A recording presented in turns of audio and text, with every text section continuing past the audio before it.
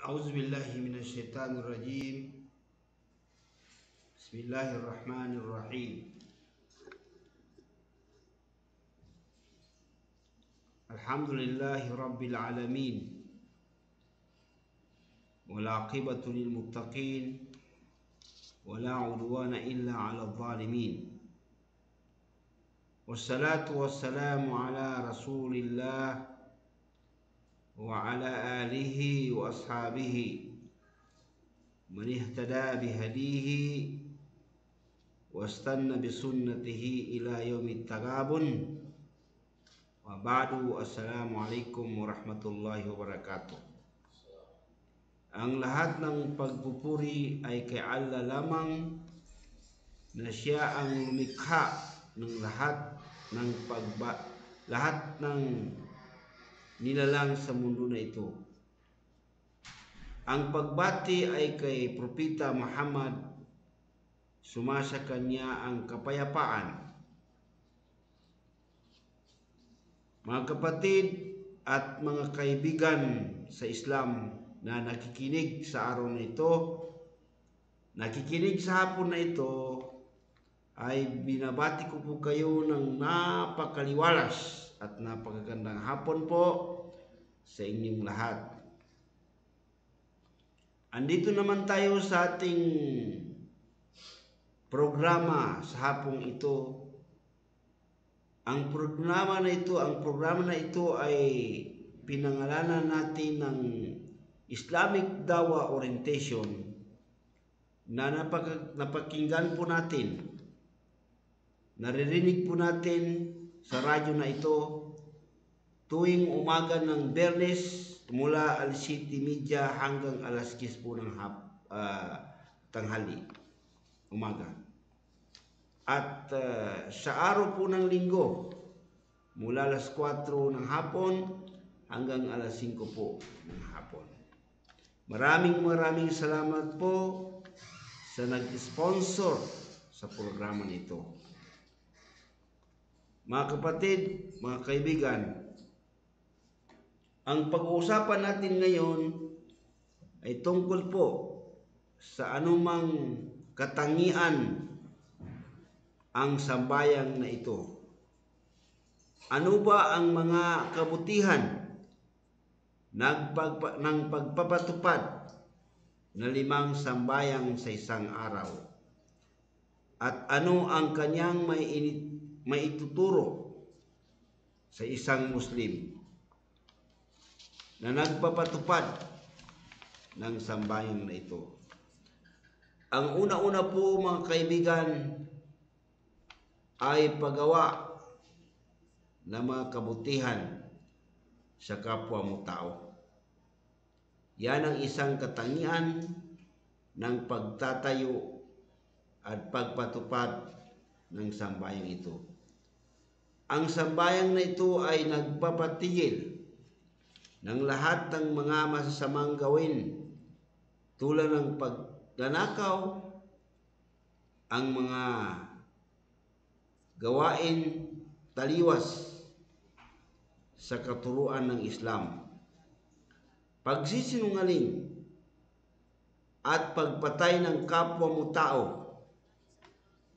at pag-iwas sa sektor na madaling maimpluwensyahan ng violent extremists sa komunidad, dala ang kahirapan at problema, may galit sa mga otoridad o mga sundalo, kaya sumasama sa private armed group at terrorist, pati ang mga taong nakakulong na impluwensyahan din dahil hindi siya gumagawa ng mga katuruan at hindi niya pinapakinggan ng payo ng Islam, at hindi alam ang pagitan ng mabuting gagawin at masamang gagawin.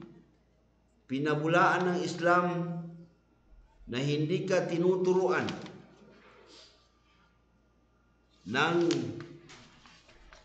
Islam na ito halos araw-araw ikaw ay ginaremind na mga duat, itong mga ustads. Kung ikumpara mo mga kapatid, mga kaibigan, dito sa programa na ito ay tuwing umaga ng Biyernes at hapon ng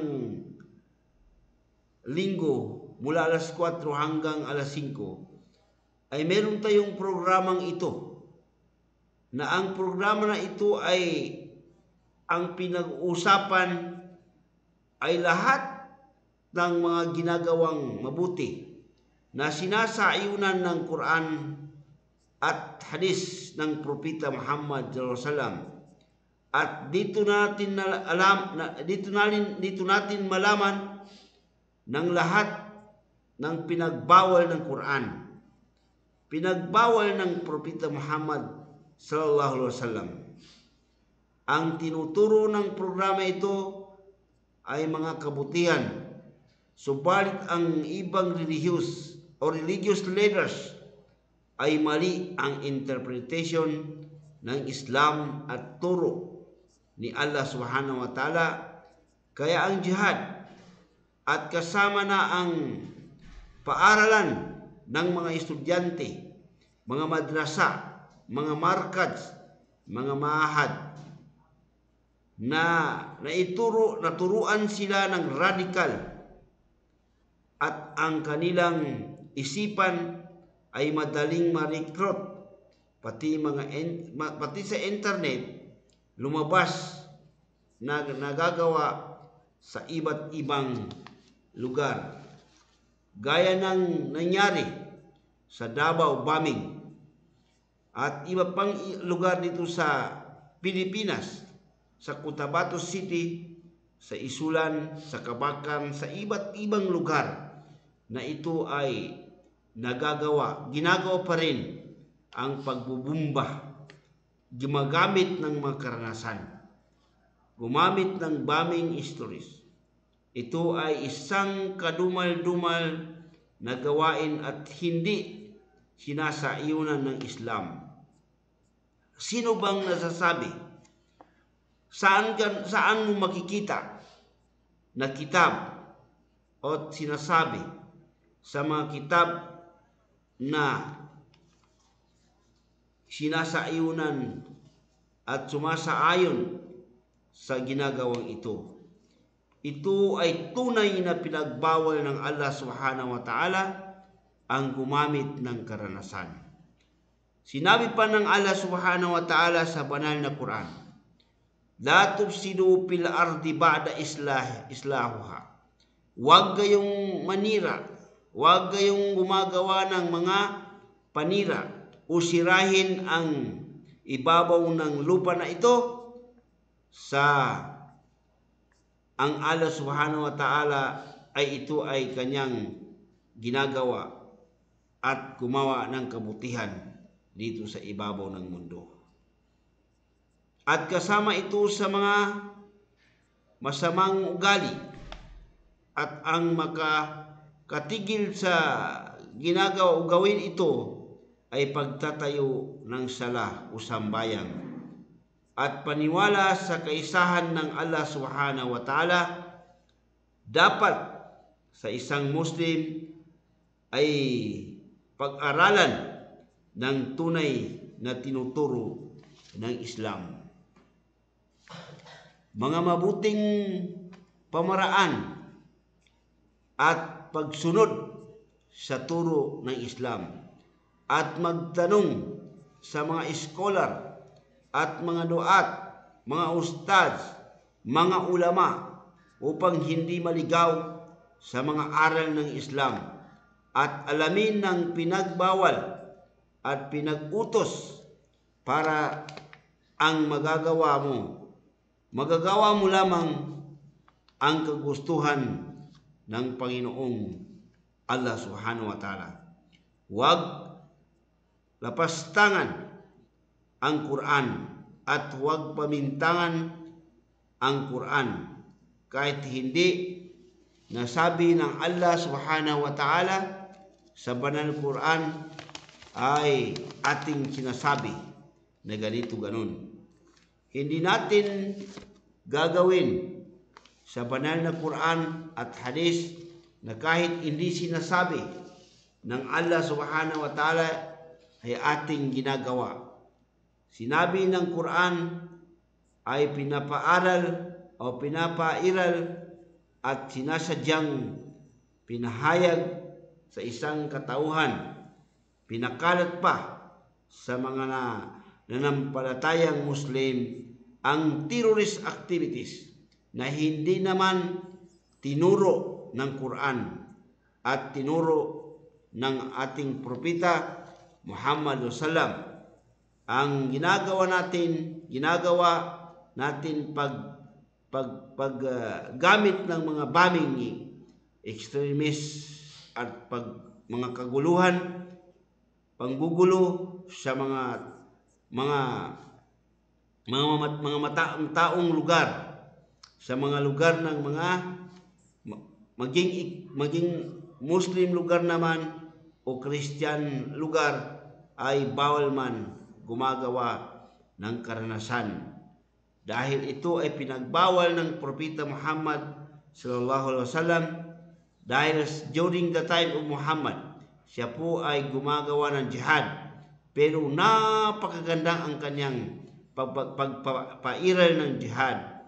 Pinagbawal niyang pumatay ng bata, pinagbawal niyang pumatay ng matanda, pinagbawal niyang pumatay ng babae, pinagbawal niyang pumatay na yung mga taong walang kalaban-laban.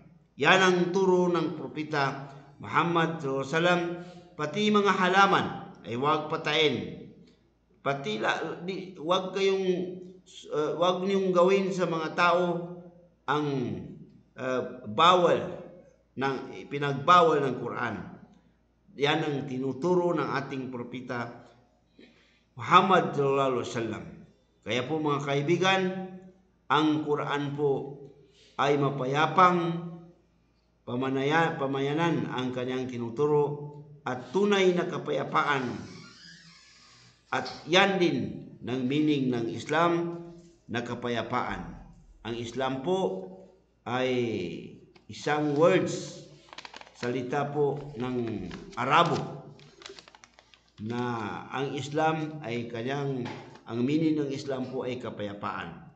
Kapag ikaw ay naniniwala sa pangaral ng Islam, relihiyon ng Islam, ay ikaw ay tunay na gusto mong hangarin mo ang kapayapaan at marangal na pamumuhay, iwasan ang sanhi ng kaguluhan. Huwag gumamit ng anumang bagay na kadahilanan ng kaguluhan. Sambahin ng Allah subhanahu wa ta'ala ng ikhlas, gumawa ng mga kabutihan, at ipalaganap ang mga salita ni Allah, ayusin ang mga mabubuting gawin dito sa ating mga lugar. Mga kapatid sa Islam, ang Islam po ay napakagandang relihiyon. Ang Islam, ang tinuturo ng Islam po ay lahat ng ginagawa ng propeta Muhammad sallallahu alaihi wasallam ay dito niya kinukuha sa banal na Quran. Kaya ang ating propeta Muhammad sallallahu alaihi wasallam, siya po ay pinupuri ng ating Panginoong Allah subhanahu wa ta'ala. Kung ugali man ang pinag-uusapan, ay wala nang makakalampas sa ating propeta Muhammad sallallahu alaihi wasallam. Siya ang pinakamagandang ugali sa mundong na ito. Ang katunayan po mga kapatid sa Islam ay sinasabi po ng ating Allah subhanahu wa ta'ala sa banal na Quran, innaka la'ala khulqin azim. Ikaw Muhammad ay isang napakagandang ugali sa ibabaw ng mundo na ito. Tinanong sa kanyang asawa na si Aisha radhiyallahu anha, siya po ang anak ni Abu Bakar, isang sahaba na asawa ni Muhammad sallallahu alaihi wasallam.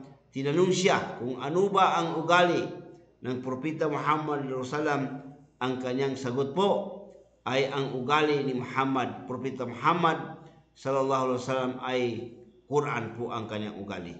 Kaya ang Muhammad, ang Propeta Muhammad SAW, maganda ang kanyang ugali para sa mga hayop, maganda rin ang kanyang ugali para sa halaman, maganda rin ang kanyang ugali sa mga tao. Kaya mga kaibigan, yan po ang ating sunurin ang ugali ng Propeta Muhammad sallallahu alaihi wasallam. Kasi siya po ang pinakamagandang ugali at siya po ang pinupuri ng Allah subhanahu wa ta'ala, ang Muhammad sallallahu alaihi wasallam. Kaya po, kung ikaw ay sumusunod sa Propeta Muhammad sallallahu alaihi wasallam, iwasan mo at wag mong gawin ang lahat po ng pinagbawal ng Propeta Muhammad sallallahu alaihi wasallam. Kung ikaw po ay naniniwala at ikaw po ang inyong religion po ay Islam, ay ang Islam po ay ang kanyang hangarin at kagustuhan ay kapayapaan. Kaya magtulong-tulungan tayo at payuan natin ang lahat ng ating mga kamag-anak, lalo na yung mga ating mga anak na nag-aaral sa iba't ibang mahad, madrasa, na wag natin silang turuan ng radikal na mga gawain dahil yan ay nakakasira sa ating lipunan. Mga kapatid, mga kaibigan, hanggang dito na lamang po at sa ibang oras po, ibang araw po ay ating dagdagan ang ating sinasabi sa radyo na ito. Tayo po ay magpapasalamat sa ating station manager na si Kuya Ebs at pinapasalamatan ko po ang nag-sponsor sa programang ito, Dawa Islamic Orientation. Sana po ay makukuha ninyo po ang reward na galing po sa ating Panginoon Subhanahu wa Ta'ala. Mga kapatid, mga kaibigan, mga kasama namin sa Islam, mga balik Islam po na nakikinig ngayon, yan po sa malayong lugar o malapit na lugar po, tayo po ay magtulong-tulungan lamang sa lahat ng mga masasamang gawin dito sa mundo na ito at sa lugar na ito, na huwag natin ipairal at gawin sa ating mga lugar ang nakakasira sa ating lugar, mga kaibigan, dahil magagalit po ang ating Panginoong Allah Subhanahu wa Ta'ala. Sana po ang gagawin po natin ang lahat po ng tinuturo ng Allah Subhanahu wa Ta'ala. Huwag natin bigyan ng masamang meaning ang jihad, dahil kapag ginagawa natin ang Quran at Propeta Muhammad SAW na kahit ini na sinasabi, ay malaking kasalanan yan doon kay Allah Subhanahu wa Ta'ala. Maraming salamat po sa ating pakikinig sa ating programa. Sana po mga kaibigan ay subaybayan ninyo po ang ating programa, dahil napakagandang pakinggan po ang mga salita ng Allah Subhanahu wa Ta'ala, dahil sinabi sa Quran, innamal mu'minuna alladhina idza dzukirallaha wajilat qulubuhum wa idza tuliyat alaihim ayatuhu zadatuhum imana wa ala rabbihim yatawakkalun. Kapag ikaw ay naniniwala, tunay na naniniwala sa Allah Subhanahu wa Ta'ala, na kapag naririnig mo at napakinggan mo ang salita ng Allah Subhanahu wa Ta'ala, ay madagdagan po ang inyong paniwala sa Allah Subhanahu wa Ta'ala. Kapag binabasa po sa inyo ang mga verses ng Quran, mga sinasabi ng Allah Subhanahu wa Ta'ala sa banal Quran, ay inyong madagdagan po ang inyong paniniwala sa ating Panginoon Subhanahu wa Ta'ala. Hanggang dito na lamang po. Maraming salamat at magandang hapon po. Wassalamualaikum warahmatullahi wabarakatuh.